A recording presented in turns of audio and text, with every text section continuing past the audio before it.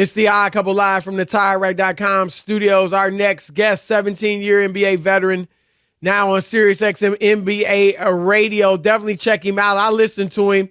He actually had me feeling optimistic about the Suns when they were down too, because he's a big time homer. Wait a minute, they pay him. He's a big time Suns homer, and he did make me feel optimistic. But he is the Phoenix Suns color analyst, our man Eddie Johnson. Eddie, what's up, man? I'm doing well. I am not a homer. I'm not. Oh man, stop. Let me tell you something. You were talking about Saban Lee coming in there giving them big time minutes. I was like, wow.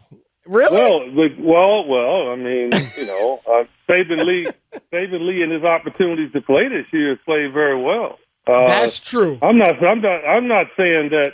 Look, you can put anybody out there with KD and Devin. If they just play the game the right way, they're gonna look good.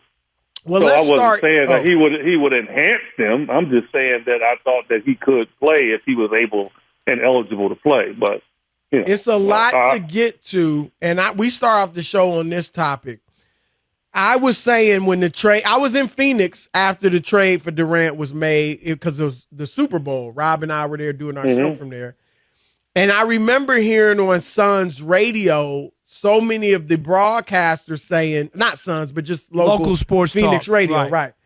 That it's still going to be Devin's team and Devin's team and so on and so forth. And I'm thinking, they crazy. Like this Kevin Durant is the best player on this team. Like now, it's his team. I mean, he wasn't going to be the leader, but he was going to be the best player.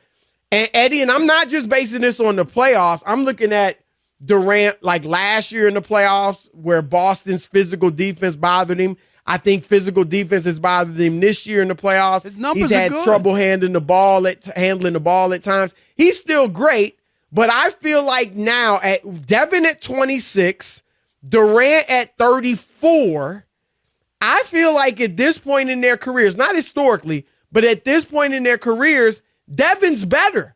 Watching he's handling the double teams better. He's handling the physical defense better. He's more of a playmaker. Like, that's my view. Am I crazy? I'm not there. Go ahead, Eddie. I'm not there. Well, I think if you listen to what Devin says, and I think this is true, KD arrival has allowed Devin to take it to an insane level.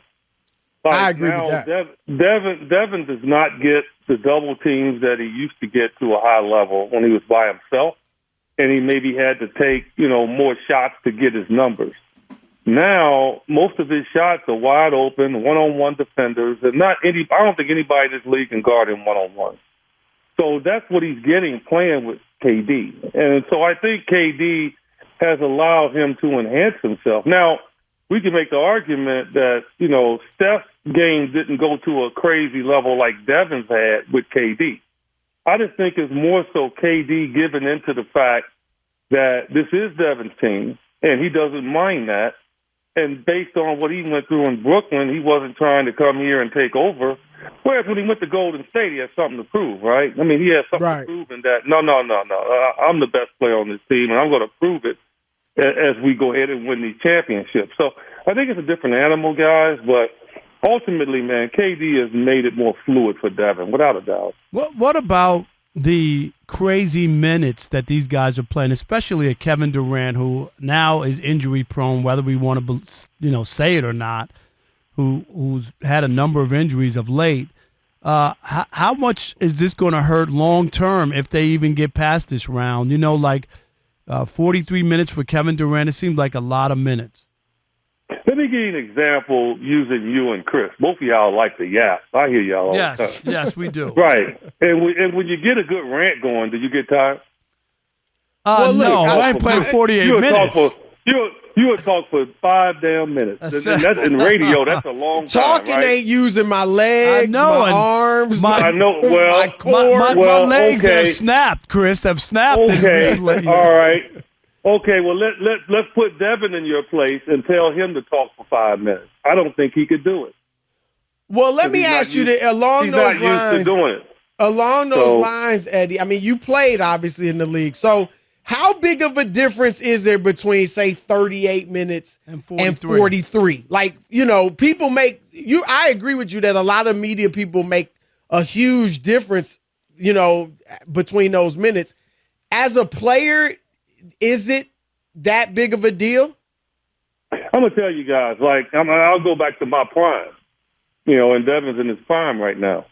I was playing 35 to 40 minutes a game, 36, 37, 40 minutes a game. I never got tired. I'm going to be honest with you guys. I never got tired playing basketball, man. The only time I ever got tired playing in an NBA game is when things weren't going well. Then you feel like you got an elephant on your back. You're missing shots, you turn it over. It becomes laborious. But when you're rolling, you don't get tired. I'm being totally honest here. There's too many stoppages in the game for you to be dead tired. Think about all the timeouts that happen, all the free throw shooting. If you watch Devin, he's not even breathing hard because he is so in tune, he's so locked in that he doesn't get tired. Kevin Durant's not dragging around a lot of weight. These guys are in pristine condition, and they're getting a day off between games. So I'm going to tell you, man, the only time you're fatigued is when things aren't going right, or you're an older player, right? You can maybe put that on KD and say at 34, maybe he's getting a little winded. But ultimately, man, when you're rolling, you don't get tired. And I try to explain that to people, Right. It's all based on how you take care of your body, man. This game doesn't kill you, man, be based on the stoppages that happen during the course of a game, man. It's not like it used to be. But think about the challenges, the going to the monitor and all the time outs. And, man, please. I can't buy into it. That's That's old fair. school mindset. Yeah. But Monty has, in these two games that were in Phoenix, he trusted the bench. I don't know why was Terrence Ross and T.J. Warren? It seemed like they were in the doghouse. They didn't play. Guys, yeah, you're right. And I didn't know, guys. I was one of the ones that, was complaining about it. And I'm sure Monty heard about it. Because, guys, that's me. Like Terrence Ross is me. Right. T.J. Warren is me. And I know the effect that an offensive player can have on the floor, man, especially when you're playing with tremendously gifted offensive players like Devin and KD. Now, as soon as he put them on the floor, I am telling you, Denver's double teams weren't as aggressive. Because automatically, even though those two guys hadn't taken a shot, their respect level went up. Right. And when they made shots, they started to stay closer. And all of a sudden, KD and Devin started to get more open and more loose and less double teams. That's why they should be playing, because it takes pressure off of those guys. And it took a while for Monty to get there, but guys, it paid dividends. And I've been telling people all along, you ripping on the Suns bench, but I'm like, Terrence Ross and T.J. Warren are known bucket getters, man. I agree. Yeah. So you put them out there, man, it's a changed thing. And lo and behold, it's what's happened. And then now Landry Shamet has found the rim. So 40 points off the Suns bench yesterday, that was huge last night. Nobody would suggest they're better without Chris Paul, obviously. But they do look like they play a lot faster. Is that fair? And that obviously can open some things up. It's extremely fair, and I think Chris knows it. I don't think Chris has an issue with it. He loves to campaign. He's always teaching them. He tells them to push the ball because it gives everybody a different look. Like in the fourth quarter, you might not get those opportunities, and that's when Chris will pay dividends. If you all notice over the last number of years, right, Chris Paul was doing all of his damage when? In the fourth quarter. Right. When the game slows down. So I think the opposite nature of those two is very good for this ball club. It just so happens we haven't had it this year because campaign has dealt with injuries all year long. So, but yeah, they do look good moving the ball. And I think you all are realizing right now, one, how good Devin Booker is, how maniacal he is, but also how athletic he is. See, a lot of people don't understand he saves his athleticism. He's not a guy that wastes energy out there on the court.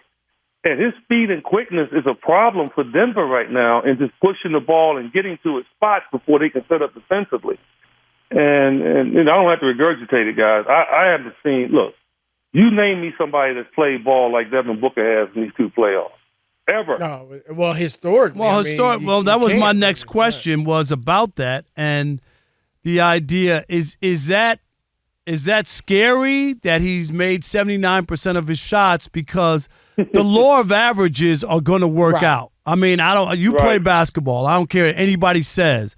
Ain't no way you're going to continue to shoot at that clip moving forward, and that's the scary part. Am I being too pessimistic? No, Rob, you're not. No, of course, Rob, you're not. But also, I will tell you, the reason why he's accurate right now is because he's taking good shots. Like, the Devin of old, without, say, KD and him having to carry everything, he would have to force shots. Maybe you take some bad shots that can lead into you falling into a slump. Now, every shot he's getting, like he's unbalanced. It's like in the flow. It's not like he's forcing anything. Hey, he only took one shot in the fourth quarter. Now, look at that. He had 36 points going into the fourth. He took one shot and he missed it. So it's just that balance and mentality that he has right now where it started with Ricky Rubio years ago when he came over and kind of taught Devin how to be unselfish and trust his teammates. Chris Paul's taking it to a new level. Monty, obviously, as his coach. And now Devin, he understands, man. It's just like he just doesn't try to force shots anymore. And I think he realizes that keeps him in a good rhythm. So, yeah, obviously the averages to go down. He's shooting 60%, and that's not going to, continue. Right. But I think his dominance will. I think he's maniacal, man. Look, this team was embarrassed about what happened last year, especially him. Okay. And I think he wants to prove something, and this is the best opportunity to do it against a two-time MVP. That's our man Eddie Johnson. Thanks, Eddie. Sirius XM NBA Radio. All right, Phoenix guys. Suns color analyst. I know you got the Suns winning the next two games.